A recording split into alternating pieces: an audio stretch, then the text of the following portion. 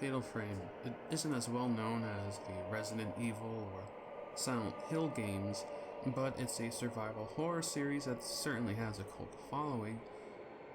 8 or 10 years ago, there was a bit of a survival horror boom due to all sorts of YouTubers playing these games for the sole purpose of being jump scared. And the genre sort of sprung out of control from there. Didn't see a whole lot of success outside of those previously talked about series. And like anything that gets popular, prices have soared for some of these older games that were never really popular to begin with and really don't have any right being so expensive. But what makes Fatal Frame special is that back in the day, when you had a horror game, you were given the control of someone with power to take down whatever evil forces they faced. Even if you didn't play as an imposing character, you still had weapons or some sort of gun. That's not the case here. In each Fatal Frame, your only defense, your only weapon, is the camera obscura, an old-fashioned camera. Makoto Shibata, a horror enthusiast, served as the director for each game and the main creator. His partner, Keisuke Kikuchi, on paper is the producer for the series, but has been much more influential on the games. It's pretty much a team collaboration between the two for each one. What I find very interesting is that Shibata has stated he has seen ghosts as a child, which made him fascinated with the paranormal in general, with some of the ghosts we see in these games being those he saw as a child. I wonder how long it's been since my brother and I began to see things other people can't see. With the first one, I don't know, look at this artwork, and then look at Japan's. It's known as Zero over there, and then Europe's. It's known as Project Zero. This US cover looks bad in comparison. It's something that wouldn't pull me in at the game store, but regardless, as a teenager I did pick this game up and haven't looked back since. It's the only one rated T, which is odd since the other games aren't explicitly more violent than this one or have swearing or anything of the sort like that. Anyway, the story is set in the 80s, as most of the games are. It's a deliberate choice, eliminating all modern technology that could otherwise be detrimental to a horror game like this. Mafuyu and his sister Miku are the playable characters, though Mafuyu is only playable in the opening moments. Basically, he's a folklorist and a thrill seeker of sorts, the type of guy that would go into a haunted house for the fun of it. That's my type of guy. He goes to Himuro Mansion, a nasty place with a history of bizarre stories, to look for a famous historian and fellow folklorist, Takamine. Throughout the game, you only get bits of the story through these cutscenes, so the majority of the lore comes from notes and diaries you'll find throughout the mansion. Takamine's diary entries are perhaps the most interesting to me because I love reading about folklore.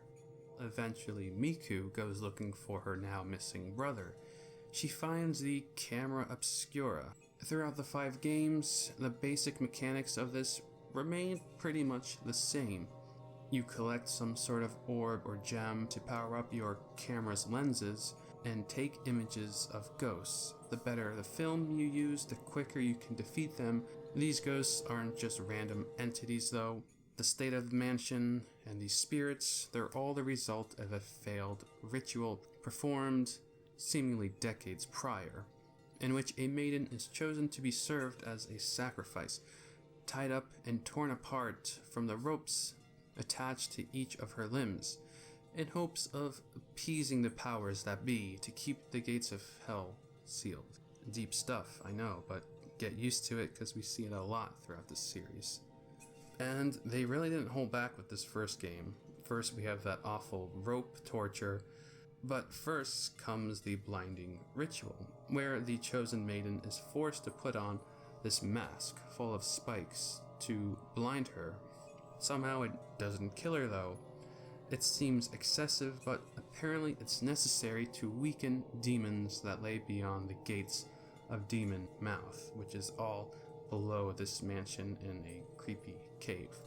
Well, the ritual failed, which caused the calamity, the destruction to all those involved, and now they all wait as spirits in this purgatory, snatching up any who dare to enter the halls of this mansion. Now, a key part to this ritual is to raise a woman in secrecy, so that she doesn't form any bonds, to keep her away from any sort of love. But the woman chosen did form a bond and fell in love with a man who bears a resemblance to Miku's brother, which gets him involved with the spirit of this woman, and all sorts of horrors unfold as Miku unlocks the secrets to this mansion. But what of Miku and her brother? Well, things are explained further in the third Fatal Frame, so for now, no spoilers. When this game was originally conceived by Tecmo, remember them? They wanted to do something different than what was already out there. A lot of Japanese-made horror games were made with Western settings in mind, but the idea of making a scary game set in Japan was to create empathy. It was a better way for the core Japanese audience to connect to the elements found in this game, according to the game's creators. The mansion here was a setting that the player base would be familiar with and perhaps connected to similar fears explored. The creepiness of opening a sliding door to see a shadow on the other side, for example. But the idea of less is more is definitely explored here. They wanted the imagination to run wild, and with the camera obscura, that fixed camera angle then becomes a first-person view, putting you face to face with the ghost that you could see in the far distance, which definitely is a creepy moment. Many people assumed that the idea of a camera capturing spirits was based on Ghostbusters. I could see how people would assume that, but that was never the intention. That idea comes from the old, odd belief that cameras had the power to take pieces of the subject's soul. In Fatal Frame, we see that, literally. These spirits are defeated and collected after the few encounters. A lot of them were connected to the failed ritual, but not all of them are. Some of them were visitors to the mansion who were murdered, such as this broken neck woman, who I think is perhaps the creepiest in this game. This guy looks pretty cool. It's the leader of the Himura family, sporting a devil mask, who, when alive, killed most of the family after the failed ritual, before killing himself. There are all sorts of ghosts who will attack you, but also non-violent ones that you can take photos of for spirit points to upgrade your camera. The puzzles are a bit lacking, but I do like the feature of unlocking doors by taking pictures of certain areas in the game. This feature carried over to the others. A few years later, a special version was released on Xbox. I love the Xbox. It had the definitive versions to all of my favorite games at the time. With this release, we got new ghosts added, better graphics, and more unlockable costumes. There is a lot to critique about this one. The controls are atrocious. Not just the tank-like movements, the slow pacing, but you get stuck on invisible objects all the time. Battling ghosts can be a pain because you're in such small corridors and they can't be seen but will attack you. When this game came out, it had this tagline, based on a true story. Truth be told, this was all just nonsense. Perhaps it was all in hopes of selling more copies. So according to the creator Shibata, he said it was based on urban legends. So not exactly a true story. One obvious urban legend is, well, the Himura Mansion legend. Same name as in the one in the game. Well, the Japanese legend states there's a mansion located in a forested area outside of Tokyo where mysterious grisly murders took place, with the events of a failed strangling ritual to ward off demonic spirits. Sounds familiar. There are no articles of such an event happening. The Japanese release had nothing of the sort. Only when it was hitting the US shelves did we see that based on a true story appear. Didn't we always promise each other?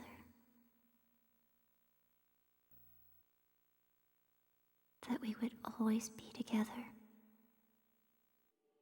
With the release of Fatal Frame 2, we get much better cover art. This theme of twins and the color red are both very important to the story.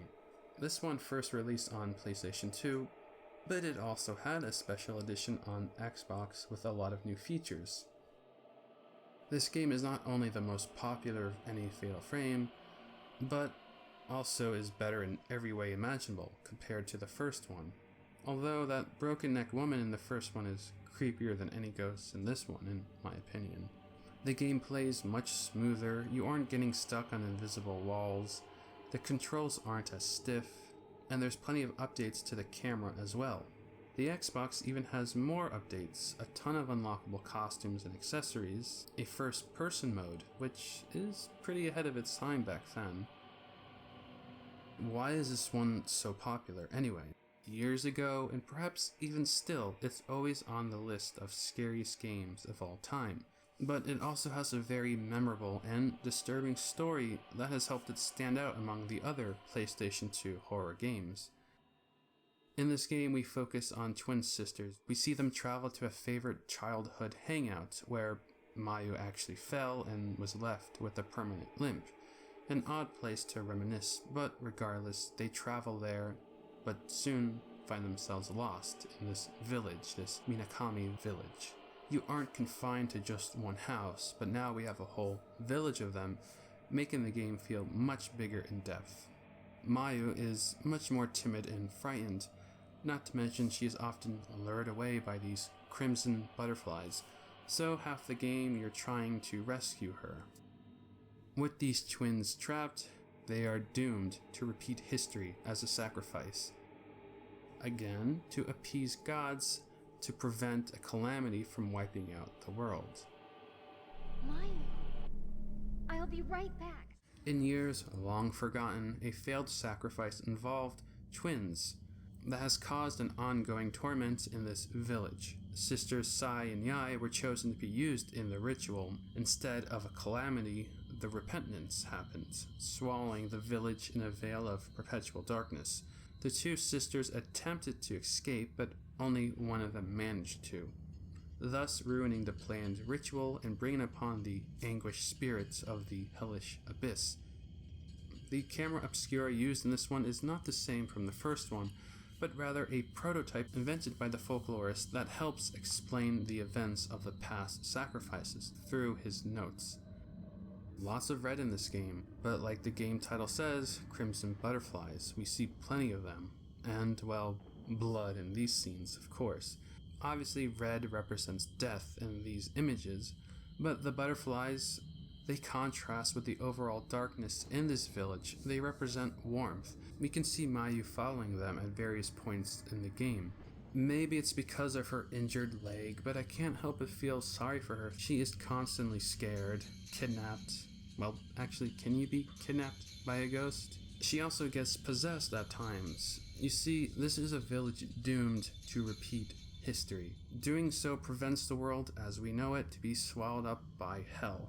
I guess that's seeing the cup half full, but yeah, let's talk about that ending. So, spoilers, skip ahead if you don't want to hear them. So there are a few endings to achieve between this version, the Xbox, and the Wii version as well. More on that later. But the actual canon ending is pretty depressing. I mentioned how the game builds up sympathy for Mayu throughout each chapter, and we can see Mio desperately trying to save her and escape the village, but as fate would have it, ultimately Mio is forced to kill Mayu, thus fulfilling the ritual, and her body is dumped into the hellish abyss, where we can see crimson butterflies rising from the depths. Talk about a dark ending. But how do we know that this is the canon ending? Because the story continues in the next installment. Mio suffers from ongoing nightmares, survivor's guilt, so her uncle attempts to break the curse for her. Okay, so Fatal Frame 2. In a lot of ways, it's superior to the first one. We have the better controls, a more engaging story, and it's just overall creepier. The added elements like the spirit radio, yeah, that's not demonic looking, adds to the story. We can hear moments left behind by spirits.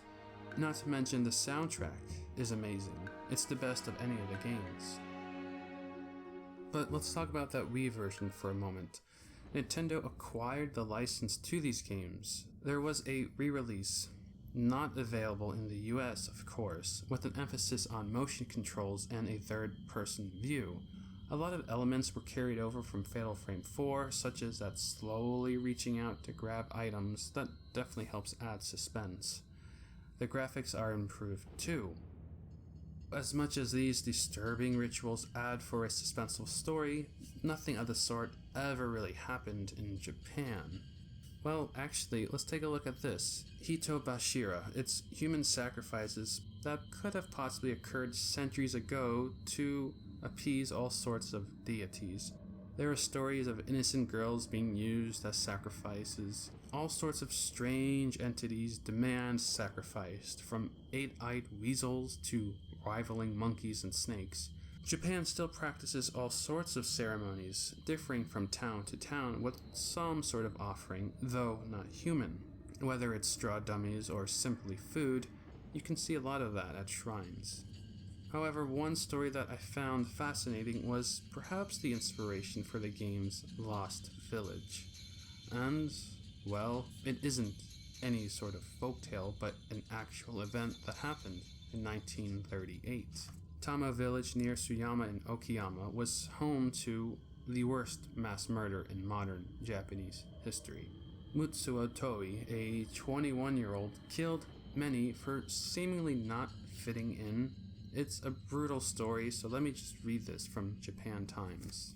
Toi suffered from tuberculosis, which also killed both of his parents when he was only 2 years old, making him exempt from the military draft.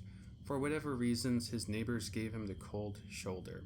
When Toi began frequently taking target practice with a shotgun, they began to worry and conveyed concerns for their safety to the police. Summoned to the police substation, Toi feigned cooperation and agreed to turn in his shotgun, but he'd already made arrangements to obtain a weapon better suited to his murderous plans, which came to fruition in the early hours of May 21st, 1938. Toi decapitated his own grandmother using an axe, and then, armed with a shotgun and a Japanese sword, systematically murdered 28 more men, women, and children before finally turning the shotgun on himself.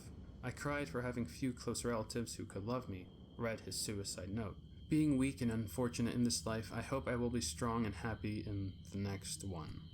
So yeah, a real horrific event, free from any future spirit encounters though. At some point, just like my video on the slit-mouthed woman, fact becomes fiction. An urban legend was born. And perhaps when this urban legend first made the rounds in the 1990s, not too many people knew of this real-life massacre. But ultimately, because of the internet, we know this urban legend to be a pure myth. Anyway, this is how it went. Sugisawa Village, apparently located in Aomori, nowhere near where the Tsuyama massacre occurred.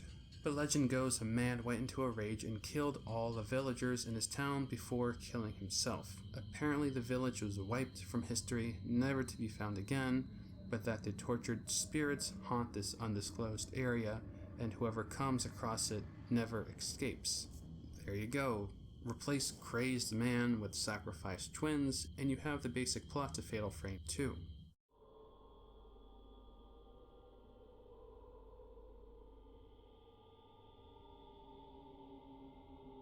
With the first Fatal Frame, the creators explored the connection between imagination and terror. 2 is a bleak look at predetermined destinies, the harsh reality of history. In 3, they've laid out the theme of dreams, but not in the means of premonitions. The dreams in this game aren't a means of escapism either, but as a means to sever ties, to let go. And actually, this game is a canon sequel to the first 2 games. We start off playing as Rei, a more mature character than we've seen before. At the start, it seems as though she's some sort of Haikyuu enthusiast, taking pictures of an abandoned manor. Well, This is no ordinary place. It's cursed, and entering it leaves Rei cursed. She sees the ghostly figure of her dead lover, who died in an accident, and is lured into the depths of this place. Eventually she wakes up, so was it really a dream? She starts to sport all sorts of painful tattoos, a sign that she was cursed by this manor. And guess what? We have another failed ritual, piercing of the soul. A shrine maiden is chosen and tattooed to stop the curse known as the Rift from, well, causing chaos and doom to all those connected to this ceremony. Well, this shrine maiden was unable to sever the bond of love, and thus whatever was planned failed miserably, but everything was sealed into a dream, where it's simply kept at bay but not completely gone. At one point, the player has to determine if what Rei is experiencing is indeed a dream or not. A lot of dissociation going on here. Between chapters you can explore her home, which is a great new feature to the series. In this home is Miku. She lives with Rei, and well, remember, she was the main character of the first one. She too is haunted in her sleep. That's not all, we also have Mayu's uncle as the third playable character, so we have the trilogy all represented here. So yeah, familiar gameplay here. Everything has been tuned up a bit, making the experience better in some ways. The ghosts in this one are pretty freaky. One element that was never really used again was Rei's notebook, kind of like Ryo's from Shenmue. And I much prefer this over the notes from the other games, as everything you learn is all in this notebook, neatly written out. The dark room lets you develop film, not a necessary addition, but an interesting idea regardless. I like how you revisit Himuro Mansion as Miku and the Lost Village as the uncle. I like exploring Rei's home in between chapters to sort of break up the gameplay. And, best of all, there's a black cat named Uri.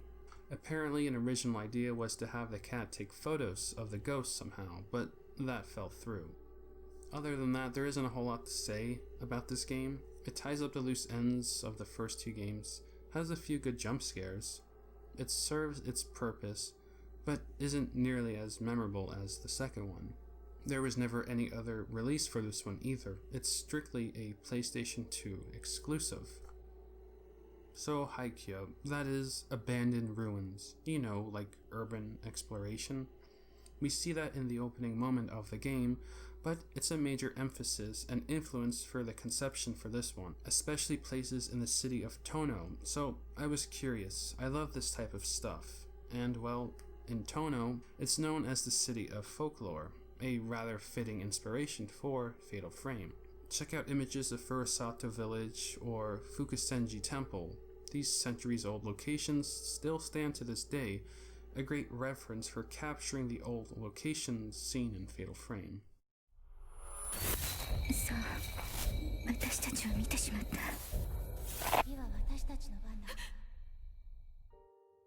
Moving on to Fatal Frame 4, Mask of the Lunar Eclipse. Well, it was never released in the US, never released in Europe. It stayed in Japan.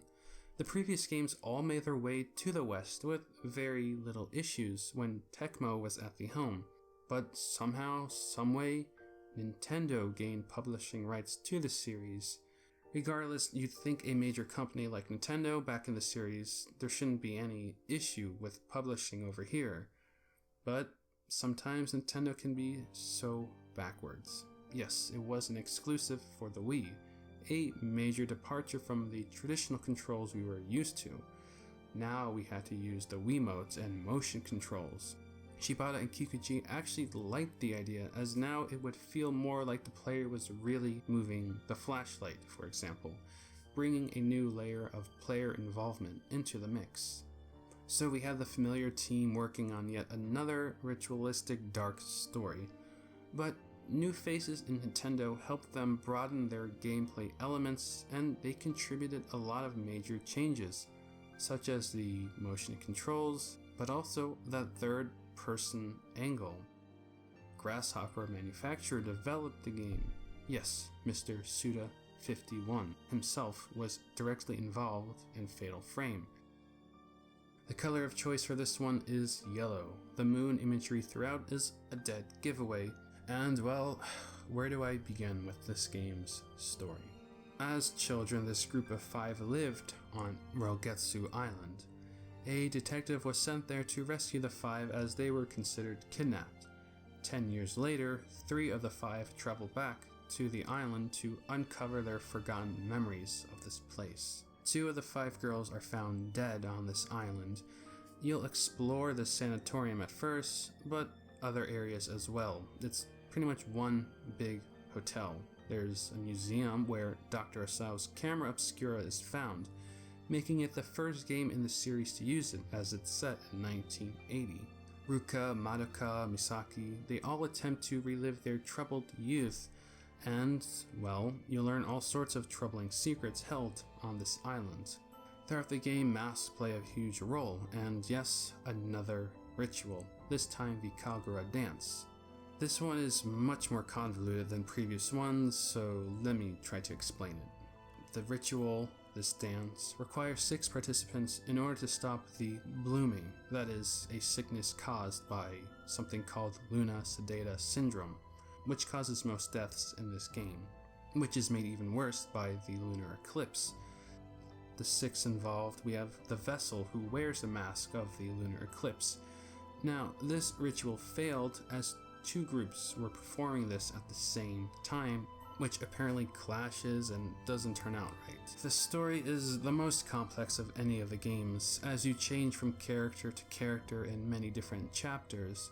That same detective that rescued these girls as kids is once again tasked to travel to the island and is equipped with a special Spirit Stone flashlight. It's actually pretty awesome. Battling is so much easier using this. The Wii mode does make it more intuitive in terms of gameplay, but that depends on if you like motion control or not.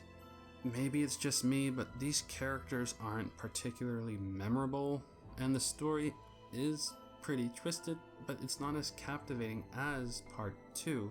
It does have some twists in the story though, and I like that the game changed up the formula a whole lot, and the results weren't disastrous at all. I just really don't like that the only way I can play this is by using a glitchy, fan-made translation. No disrespect to the team though, the game itself also has a few glitches. But how scary is this one? The ghosts are really creepy in this. The goal for this game was to make the scariest game possible. Now I don't think that it is, but playing this alone, in the dark, yeah, it's definitely creepy. More so than the others.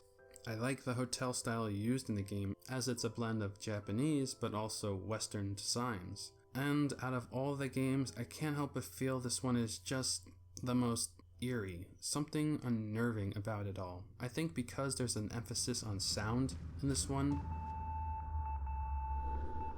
The scares are plentiful, but the way sound is manipulated is perhaps the most terrifying aspect. And, well, according to an interview with Kikuji, he prefers the players to play this game using one headphone. That way you can get a strong sense of sound in-game, but also you can hear what's coming from the Wiimote itself.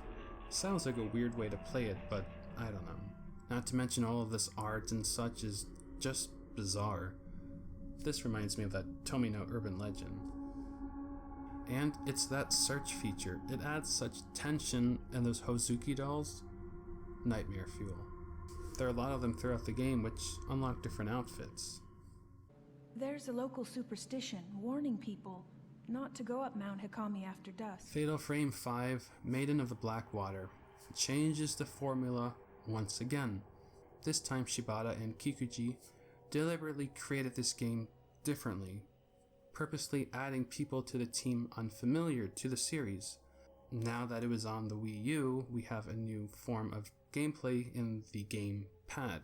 The Wii U gamepad was just a natural tool to bring the horror of Fatal Frame into your living room. At the point that this game was released in 2014, Tecmo had merged with Koei. Team Ninja, the group behind Dead or Alive and Ninja Gaiden, was acquired as well, and again published by Nintendo. We have yet another wider array of talents merging together to create something truly special, I think. We can see some influence from Team Ninja in that there's an emphasis on, well, the female bodies. which certainly helped increase the rating in Japan. Not to mention, Ayane is an unlockable character in the special bonus chapter. Yet again, more release date issues plagued the series, with it initially only being planned for a Japanese release, but luckily we got to see it over here in the US, although only as a digital release. So battles totally feel different and even better than before, but like I said, the formula was overhauled. There are bigger areas to explore with a lot more nature and outdoors than previously seen. With a difficult theme like suicide, it seems, only morbidly speaking, appropriate to base this game off of the infamous Aokigahara Suicide Forest. All sorts of strange history and stories surround this forest. The dense trees make it feel as though you can feel a heavy, negative presence. It's such a thick forest that suicidal people go in there to never be found. We don't have that exact location in the game. Instead, we have a fictional Mount Hikami. Yuri is one of the 3 playable characters. She has some sort of ESP. If she touches something, she can see shadows that act as a guide to certain locations. This is a feature that definitely helps you if you're feeling lost. Her near-death experience left her with her unusual powers, so now she uses them to help others. One such case arises when Miyu Hinasaki arrives to the antique shop requesting help. Her mother has gone missing in the area. Yes, her mother is the reoccurring character Miku. Miyu's father was, apparently, Mafuyu. So yeah, some strange incestuous relationship in Miku's dreams led her to birth Miyu. But regardless, Yuri and Miyu set out to find Miku. Miyu is also playable. But that's not the only connection to previous games, as Yuri's good friend and fellow psychic, Hisoka Kurosawa, is related to Rei from Part 3. The third playable character is Ren Hojo, famed author and lover of the paranormal.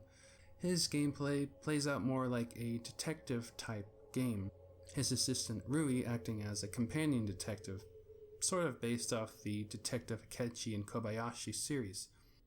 Shibata has specifically stated that he has never declared Rui as male or female, and it's been said that the team leaves it up to the player's imagination.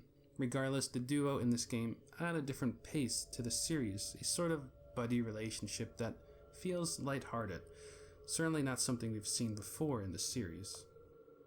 In this game, we focus on the strange surroundings and, yes, another ritual.